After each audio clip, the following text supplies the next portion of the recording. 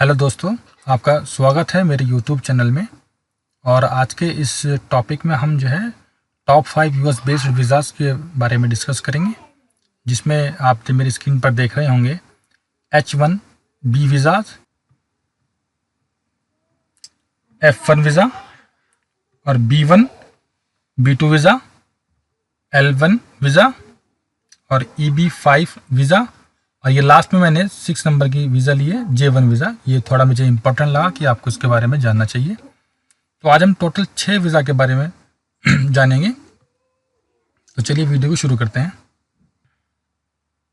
तो पहली वीज़ा हमारे स्क्रीन पर है H1B वीज़ा। तो ये एक नॉन इमिग्रेंट वीज़ा होती है।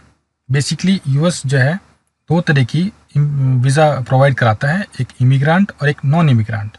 तो पहले हम इसको समझते हैं कि इमिग्रेंट और नॉन इमिग्रेंट क्या होती है। इमिग्रेंट वीज़ा वो होती है जब कोई व्यक्ति यूएस में सेटल होने के लिए आता है, जैसे ग्रीन कार्ड या परमानेंट रेजिडेंसी के लिए। और नॉन इमिग्रेंट वीज़ा वो होती है, ये एक तरीके से टेम्परेरी स्टे के लिए होती है। जब कोई व्यक्ति टेम्परेरी तौर पर यूएस आता है, जैसे काम, पढ़ाई या घूमने के पर्पज़ से आता है, तो तब ये इशू होती है। तो H1B वीज़ा जो है ये एक नॉन इमिग्रेंट वीज़ा है।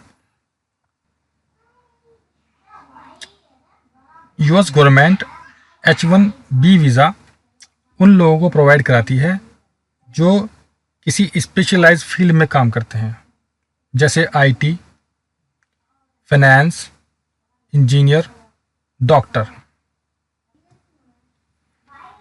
आसान शब्दों में अगर कहूँ तो ये वीज़ा एक ऐसी वीज़ा है जिसके ज़रिए अमेरिका कंपनीज किसी विदेशी क्वालिफाइड प्रोफेशनल को टेम्परेरी तौर पर नौकरी के लिए अमेरिका बुला सकती है।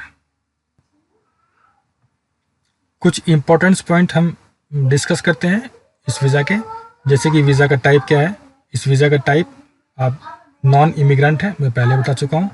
और दूसरा पॉइंट इसका है इशूड कौन करता है इसको। यूएस गवर्नमेंट इशूज़ करती है H1B वीज़ा को। और स्पॉन्सर कौन करता है, ये यूएस बेस्ड जितनी भी कंपनीज है वही इनको स्पॉन्सर करती है। और इस वीज़ा के लिए कौन अप्लाई कर सकता है, किसी भी देश का कोई नागरिक जो कि बैचलर या मास्टर डिग्री होल्डर है, तो वो इसको अप्लाई कर सकता है। एंड इसकी जो वैलिडिटी होती है वो शुरू में 3 साल के लिए होती है और बाद में उसको आप रिन्यूअल के लिए 6 साल के लिए कर सकते हैं। और इसका जो एनुअल कैप है वो 85,000 वीज़ाज़ है। इसका मतलब ये है कि अमेरिका जो है ये जो है एक बार में, मतलब एक साल में 85,000 ही वीज़ा निकालता है।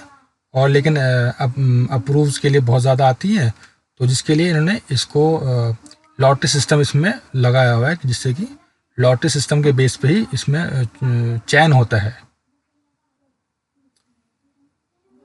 अब मेरी स्क्रीन पर कुछ डेटा है, कुछ कंट्रीज़ का डेटा है। ये इसमें जो इंडिया पे 73%, इसका मतलब ये है कि इंडिया की इस वीज़ा के लिए जो अप्लाई करते हैं वो इंडिया के जो लोग हैं वो सबसे ज़्यादा अप्लाई करते हैं। 73% इसमें जो अप्लाई करते हैं वो इंडिया के लोग करते हैं। उसके बाद सेकंड नंबर पे चाइना है, फिर कनाडा है, साउथ कोरिया है और फिलीपींस है, और अदर्स कंट्रीज़ में फिर 10% आती है। लेकिन सबसे ज़्यादा जब मेजर पार्ट है वो हमारे देश इंडिया का है, क्योंकि हमारे लोग जो है इंडिया अमेरिका में जाके काम करने का सभी का एक सपना होता है कि हम अमेरिका जाकर काम करें।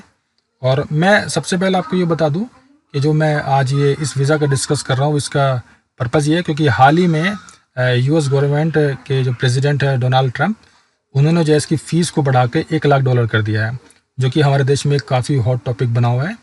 तो अभी देख सकते हैं आप कि इसमें 73% जो लोग हैं वो अप्लाई करते हैं, और उनके ऊपर जो $1 लाख मतलब डॉलर का उनको फ़ीस देनी होगी, तभी ये वीज़ा के लिए अप्लाई कर पाएंगे। यानी कि सीधा सीधा अगर देखा जाए तो 1 करोड़ के समथिंग बैठता है अमाउंट इंडियन रुपीज़ में, $1 लाख। अब हम बाकी की वीज़ाज़ को भी एक एक करके डिस्कस कर लेते हैं। सेकंड वीज़ा है F1 वीज़ा। F1 वीज़ा तब ये वीज़ा उनके लिए होती है जो जिनको एक अमेरिका किसी कॉलेज या यूनिवर्सिटी में एडमिशन चाहिए होता है, तो तब के लिए अप्लाई की जाती है। ठीक है, ये जो अंडर ग्रेजुएट हैं स्टूडेंट्स होते हैं वो उसको अप्लाई कर सकते हैं। जो मास्टर डिग्री करना चाहते हैं अमेरिका से वो उसको अप्लाई कर सकते हैं, या PhD करना चाहते हैं वो लोग इनको अप्लाई कर सकते हैं। तो जो वो अप्लाई करेंगे तो उनको जो है F1 वीज़ा ही अप्लाई करना होगा। जॉब के लिए हो गया हमारे पास F1B वीज़ा, और एजुकेशन हासिल करने के लिए वहाँ से तो F1 वीज़ा होती है। नेक्स्ट है B1 B2 वीज़ा। ये बिजनेस या ट्रैवल के लिए होती है।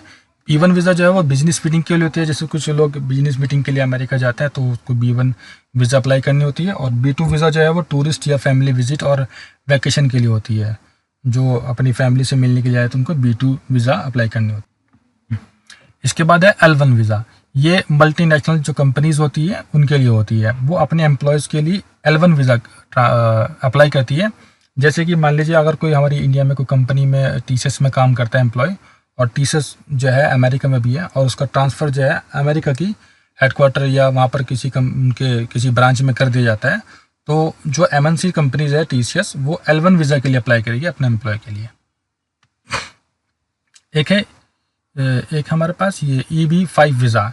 ये इन्वेस्टमेंट वीज़ा होती है। एक्चुअली क्या होता है कि जब किसी को एक ह्यूज अमाउंट अमेरिका में इन्वेस्ट करना होता है और वहाँ की सिटीजनशिप के लिए अप्लाई करना होता है, तो उनको जो है ये वीज़ा लेनी होती है। और वहाँ पर जो है 6-7 करोड़ रुपये समथिंग अगर वो इन्वेस्ट करते हैं तो उनको वहाँ ग्रीन कार्ड वगैरह मिल जाता है। तो ये उसी के पर्पज़ से मतलब ये वीज़ा अप्लाई की जाती है। और लास्ट वन हमारे सामने है J1 वीज़ा। ये इंटर्नशिप और ट्रेनिंग और रिसर्च के लिए जो स्टूडेंट्स या कुछ प्रोफेशनल्स जाते हैं, जैसे डॉक्टर होते हैं या स्कॉलर्स होते हैं या इंटर्न्स होते हैं, तो अमेरिका में उनको अगर ये चीज़ें रिसर्च या ट्रेनिंग वगैरह लेनी होती है तो उनको J1 वीज़ा अप्लाई करना होगा। तो आज की वीडियो में इतना ही। Thank you for watching.